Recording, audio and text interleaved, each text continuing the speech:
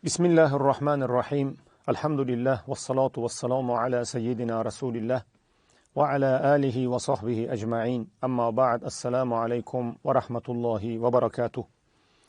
Alloh taoloning fazl va marhamati bilan Qur'oniy tilovatlar shukuhi bizlarni uning ma'nolarini anglashga, unga amal qilishlikka undaydi.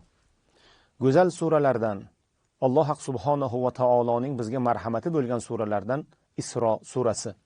Subhon surasi ham deyiladi. Bu suraning boshi Hazrati Rasuli Akram alayhissalatu vassalomning hayotlarida u kishiga mukofot qilib berilgan eng go'zal mukofotlardan Isro va Me'roj hodisasi qissasi bilan boshlanadi. Payg'ambar alayhissalatu vassalomning bu hol hayotlaridagi hosil bo'lgan, sodir bo'lgan bu hodisa nihoyatda islom ummati uchun katta ulug'vor hodisadir. Bu muborak suraning 23 va 24 oyatida Alloh taolo bizlarni o'zining ibodatiga va bizlarni bu dunyoga kelishimizga sabab bo'lgan, bizlarni tarbiyalagan, xizmatimizni qilgan ota-onalarimizga yaxshilik qilishlikka nazarlarimizni qaratadi. Alloh taolo kalomi sharifda va qado robbuka alla ta'budu illa iyyahu va bil walidayni ihsana إما يبلغن عندك الكبر أحدهما أو كلاهما فلا تقل لهما أف ولا تنهرهما وقل لهما قولا كريما واخفض لهما جناح الذل من الرحمة وقل رب ارحمهما كما ربياني صغيرا. Robbing faqat o'zimga ibodat qilib, ota-onangizga yaxshilik qiling deb amr etdi. Ularning biri yoki har ikkalasi ham keksayib qolsa, uf dema, jirkima, doimo shirin so'zingni ulardan ayama. Ularga mehribon va xoqsor bo'l deb amr qiladi. Ey yaratgan egam, go'dakligimda meni tarbiyalashganidek sen ham ularni rahm qilgin deb ayt, Allohdan duo qilib so'ra deb Alloh taolo marhamat qilyapti. Bu oyati karima va bundan boshqa bir necha oyatlarda Alloh taolo o'zining ibodatidan keyin ota-onaga yaxshilik qilishlikni keltirishligi, bu nihoyatda ishning muhim ekanligi, nihoyatda ahamiyatga molik ekanligini bizlarga uqtiradi. Ota-onaga yaxshilik qilish to'g'risida juda ko'p oyatlar, talay hadislar bor. Mohi sharifi Ramazonda xususan Payg'ambar alayhissalatu vassalom mehrobga ko'tarilayotib, amin dedilar. Sahoba-i kiromlar u zotdan so'radilar, nega amin dedingiz? Amin deyishingizning boisi neda? Aytdilar, Jabroil alayhissalatu vassalom kelib menga rag'ima anfu rajulin adraka walidayhi aw ahaduhuma falam yudkhilahu al-jannah qul amin qultu amin. Jabroil kelib, ey Muhammad alayhissalom, bir insoniki ota-onasini qarilik holatida ularni xizmatini qilishlikka qodir bo'la turib, ularni xizmatini qilmadi, unday odam burni yerga ishqalansin, unday odam baraka topmasin deb aytdilar va menga buyurdilar, mening bu duomga amin deng ey Muhammad. Amin dedim. Demak, duo qilguvchi Jabroil, amin deguvchi Muhammad sallallohu alayhi va sallam. Bu ishning nechog'lik ahamiyati bundan ko'rinadi. Payg'ambar alayhissalomning oldilariga bir yigit keldi. Ya Rasululloh, siz bilan birga g'azotga yozdirildim. Yaqinda g'azotga, jangga ketarkansiz, sizni yoningizda bo'lmoqchiman. Siz bilan birga bo'lmoqchiman. Kim bilan? Payg'ambar bilan. Payg'ambar sallallohu alayhi va sallam bilan birga bo'lishlikni, yana eng nozik vaqtda, jang paytida har bir nafaqat odam vaholanki bitta ulov ahamiyatli bo'lgan bir paytda yo Rasululloh yozdirdim, ketmoqchiman. Shunda Payg'ambar alayhissalom undan so'radilar, alaka aw ab, ota-onangiz bormi? Yoki ularning birlari borlarmi? U yigit aytdi, ha Rasululloh, onam borlar. Qariya onam borlar deganda Hazrati Rasululloh aytdilar, falzamha fa innal jannata 'inda rijlayha. Onangizni borib xizmatini qiling. Onangizni ko'nglini toping. Jannat uning oyoqlari ostidadir deb Payg'ambar alayhissalom aytdilar. Bundan maqsad nima? Ya'ni jannat onangizning oyog'i ostidadir degani, jannat onangizning roziligidadir degani. payg'ambar alayhissalotu vassalom xulosa qilib, huma jannatuka aw naruka dedilar bir sahobaga. Ey sahobiy, ota onangiz siz uchun yo jannatga yo'l, yo do'zaxga yo'l dedilar.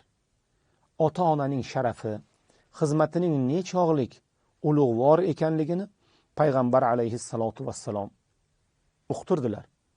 Boshqa bir rivoyatda farzand harchand xizmat qilmasin, onaning, volidaning tulg'oq paytidagi dardlaridan bir dardini ado eta olmasligini payg'ambarimiz alayhissalotu vassalom uqtirdilar. Oyat-i karimada Alloh taolo go'zal kalomlarni keltiradi. Fala taqul lahuma uffin va la tanharhuma va qul lahuma qawlan karima. Ularga uf demagin, jirkimagin, go'zal so'z, shirin iboralarni ishlatgin. Odamizod qariganida, yoshi ketib qolganida go'zal ovqatni deyarli ko'ngli tusamasa kerak. Chunki oshqozon ham shu qadar bo'ladi, keksalik o'zini ishini qilgan bo'ladi. Ularga kerak narsa faqat chiroyli so'z, shirin kalom bo'ladi. Qalblarini olish bo'ladi. Ularni bir joy etish yo sayohatga yuborish, ular buni deyarli yoqtirishmaydi. Shirin kalomlarni yoqtirishadi. Tansiq taomlarni yoqtirishmas, lekin shirin kalomlarni yoqtirishadi. Alloh taolo bu yerda yomon so'zlardan qaytardi. Uf dema. Uf ikki kalimadan iborat. Eng qisqa so'z. Fe kalimasi arab tilidagi eng yumshoq harf. Hatto shuni dema. Hatto shuni ishlatma. Jirkima. Ularga qavlan karima deb aytgin. Yaxshi so'zni aytgin. Ularni haqlariga duo qilgin.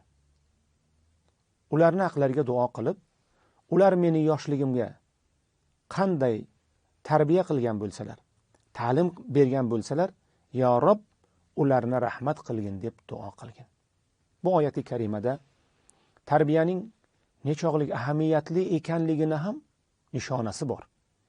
Ya'ni Alloh taolo aytayapti. Farzandga o'rgatyapti. Ular yoshligimda meni tarbiyalashgan edi. Shuning uchun endi rahm qilgin. Demak, tarbiya rahm va marhamatning manbai ekan. Farzandlarimizni go'zal tarbiyalasak, ulardan bizga rahm va marhamat qaytar ekan. Bu yerda ahamiyat beriladigan eng nozik nuqtalardan yana biri payg'ambarimiz sollallohu alayhi va sallam aytadilar: La ta'ata li makhluqin fi ma'siyatil xoliq. Allohga gunoh bo'ladigan o'rinda bandaga itoat qilinmaydi. Ota-ona farz, vojib amallarga buyursalar, so'zsiz ado etiladi.